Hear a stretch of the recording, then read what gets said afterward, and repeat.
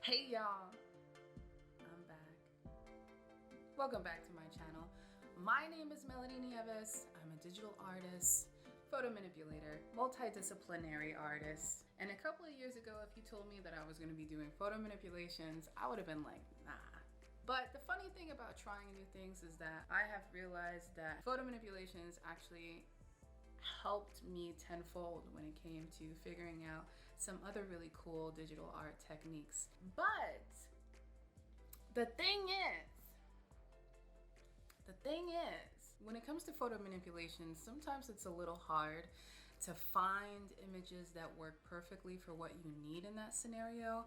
And today I'm gonna give you a couple of tips when it comes to figuring out how to style your photo manips for the best result possible.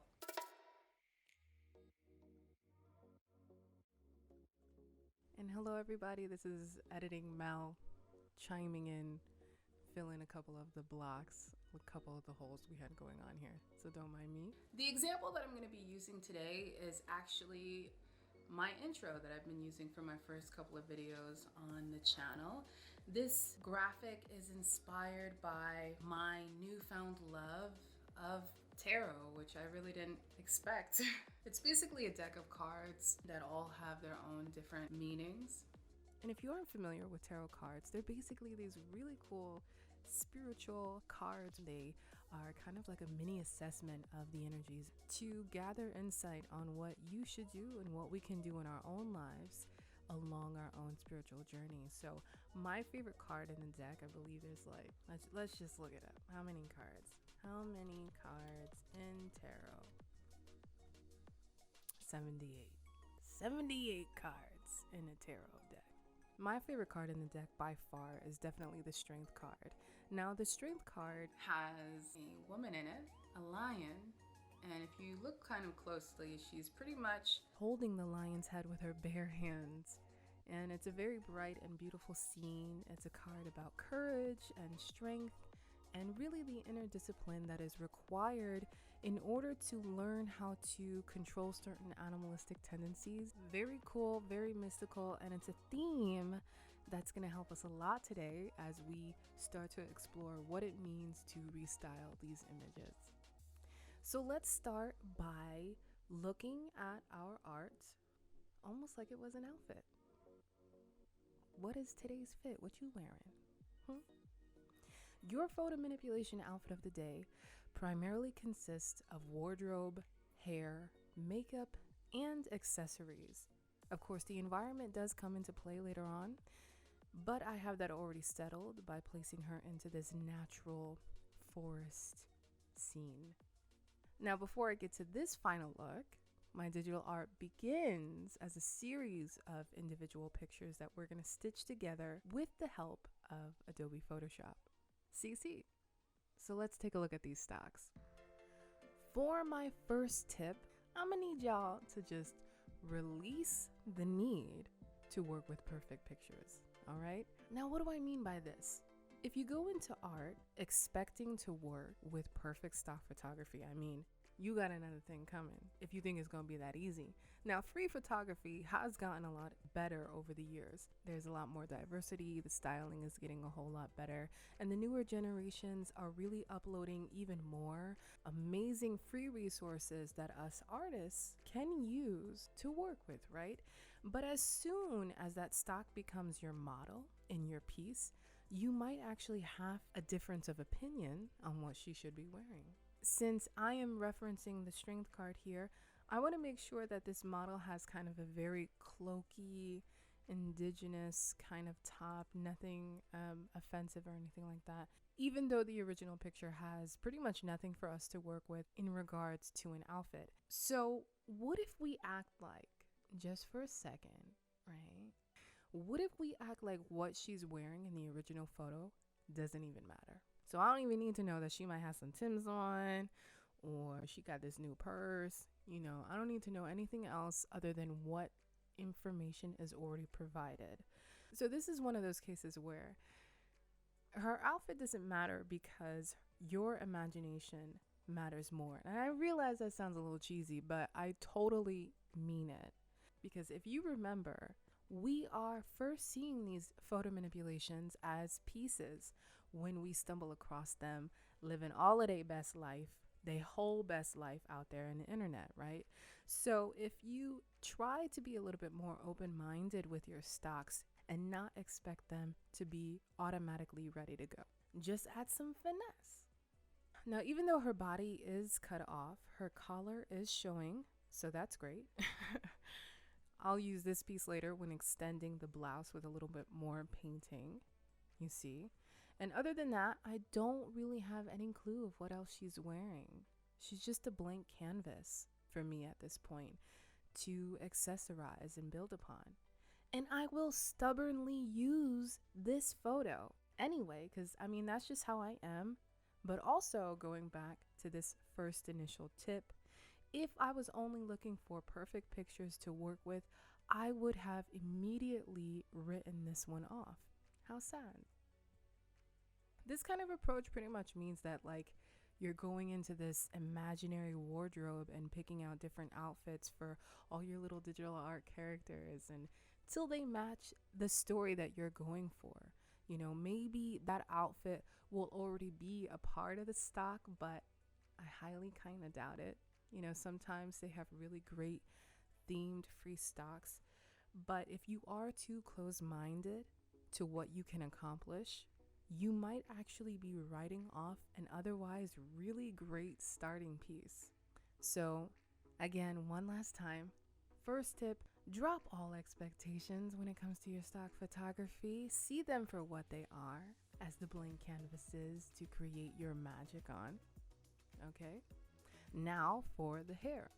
So you can approach hair in a few different ways. I'll include some examples from my previous videos. One method is to use the liquefy tool to pull and stretch the hair. I like to think of this as what a hairstylist already does when they tease or fluff the hair for more volume, but just pretty much done digitally. I did this before with the ladybug portrait, and I really love this technique because you can bring in more balance to the hair, but also a lot of this dramatic fullness that I love. I mean, you see all this hair. I love some full dramatic hair. So another method is almost like adding hair extensions. And if I am adding hair to a model, then I'm usually going to start at the source, grabbing it directly from the model with a selection tool and copying a piece from her hair just because the lighting conditions are the most correct. Now, you can also always add more hair from a different source, a different picture, a different model, it doesn't matter. Just make sure that that hair texture belongs with the one you already got, okay? Honestly, there are so many ways you can play with the hair, so maybe I will do a separate video on this another time. But for the last method I'll talk about is simply painting the hair yourself. Now, if you do paint the hair, make sure to study the model first. You're going to want to know her hair texture, her hair color, and everything in between. So even though her hair right here is like this reddish brown color, as I begin to make it a little longer, I want to make sure that I paint the middle color value first, which is this deep brown color for the hair, then the highlights, then the wispy little flyaway bits that you might have in there, and maybe even some random knots or chaotic little scribbles to show that her hair is now longer, but that it still looks like hair. Makeup. Now, I'm gonna be honest. You know, sometimes with free stock photography, right, the makeup is just wild. It can even get a little bit weird. Pretty weird, if I might say. And everybody loves a great face beat, right? You know, I personally love doing makeup on my photos. I've done it a couple of times myself on my own pictures even. And just like before, you know, sometimes you can't control what the photographer has. You know, you don't know if they don't have a makeup person on staff or if maybe the model did her own makeup, but you know, if you're not happy with it completely, you can always try to change it first before moving on to a completely different stock. I'm gonna go on a little bit of a tangent, but what you can do is maybe see if you can work on the picture by itself before you incorporate it into a photo manipulation officially. That way, you don't get 10, 15 hours in and then go, this is just really a bad photo to work with. When I first started, particularly photo manipulations, I used to purposely pick so called crappy stocks because I really wanted to just challenge myself and see what a little bit of effort could do to transform one picture into something that is a completely different vibe. Now, this graphic might not be the best example because I only really have to clean up some of the graininess that is in the picture and on her skin. But I do have some examples before where I have dramatically changed or repaired a makeup look even by using simple photo retouching techniques and some digital painting techniques in there as well. And I'll include links to these tutorials in the description if you would like to check them out another time. So for this tip, I'm going to just try this out on Procreate because the program doesn't really matter, okay? For this tip, it's a really good idea to make a few throwaway layers where you can test out which different makeup looks fit your model and what complements him or her better. I'm just going to use my own pictures here, but you'll see that with each new look, I can mix and match the colors to fit the outfit or the theme that I'm going for. I personally usually like to do more kind of like natural looks on myself, but even with this manipulation, I decided to keep things pretty minimal because I wanted to consider how the new wardrobe she was going to be wearing was going to tie into everything. So something like a really bold red lip is just not going to fit here because it's going to be too overly done for that very kind of, I don't want to say bohemian because I'm saying indigenous, so I don't want to be offensive. But just for that very natural look.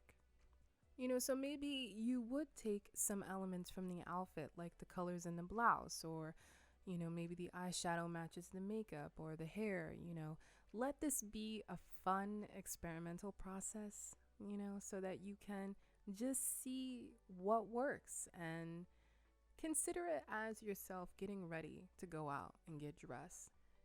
What would you wear? Compose it. Accessories. This is one of my favorites. So, maybe you want some earrings from the dollar store, or maybe you want some earrings from Givenchy. Me personally, I'm just trying to stick to some good energy. You know what I mean? I just want a nice clear quartz from Unsplash, a really good free stock photography site. Let's be honest. At this point, I'm pretty much just window shopping through free pictures, and that's like my favorite part because then we get to use the magic of Photoshop to turn the quartz stone into a clear quartz necklace. Now we do this by resizing and reshaping it a little, adding a stone to the tiger to match, of course, because sidekicks, and finishing the necklace by painting the base tone of the necklace and remembering to highlight the rope for a more realistic finish. We're using just super basic brushes here too, mostly solid and a couple of soft round brushes. And if you do want to add more realism to the necklace, the fibers, the hair, anything, consider using a quick texture brush. Doesn't really matter, just a texture brush. Consider using a quick texture brush to make all of your clothes and accessories look real. Okay. So she looking cute. She looking cute. You got your hair popping, your makeup's good, your wardrobe's together. But what else does my picture need? We all hit this inevitable art block. And sometimes what we need to finish it is not necessarily what we already have. Whenever we hit this block, it's important to remember that as creatives on your own creative journey, don't consider it a lonely one. For some reason, and I'm not really sure why, but for some reason, we have this tendency to think that every single one of the details that we make in a piece has to be details that we have to painstakingly make or draw or paint by hand. And I'm not really sure where that came from, but artists have always used shortcuts from the beginning of time in order to complete their work. So consider Photoshop actions, templates, brushes, graphics, whatever, and even like rando apps and games that might help you when it comes to your art process so that you can become better at adding more decorative elements to it and making sure that this piece tells a story. I have been obsessed with these Photoshop glitch effects that I've been putting all over my work. They add a really nice, cool light effect to the atmosphere, makes it look super realistic. I'm not really sure how, it just does. But you can also use this super random tip if you don't feel like you are a very fashionable person. There is absolutely no harm in downloading an app, like a fashion game, to help you get there. Because learning about art is much more than just learning about art. It's usually about learning about the different aspects and facets of life, including how to present yourself to the world. I don't have any particular games to recommend, although I have been using this Covette game for the last 2 weeks. It's been really fun. It's funny because it's just a regular outfit game, but you make these super cute little outfits according to different themes. And in and of itself, when you think about it, it's kind of like a photo manipulation. So you can use this app for your own real world outfit inspirations for your digital paintings, whether it's for your OCs, your original characters, your photo manipulations, or just to understand what might be needed in general photo retouching. Finally, when everything comes together, you have a photo manipulation that tells a completely different story than what you originally started with. So, yeah, this is the strength card and my intro. Well, at least for now. I really hope these tips helped you guys. They aren't necessarily specific to Photoshop, but so many of the programs emulate the same features. So I hope that these concepts and this way of thinking helps you become a little bit more open-minded to the art process. Okay, that's it. I hope you guys like this video. Remember to give it a like and subscribe to my channel. If you would like to see more videos, let me know which ones you want in the comments below. Thanks for watching. Thank you for watching, you be watching. Thank you for watching, you be watching. Okay, I'm going. Did I get that out? I think I got that out. Okay.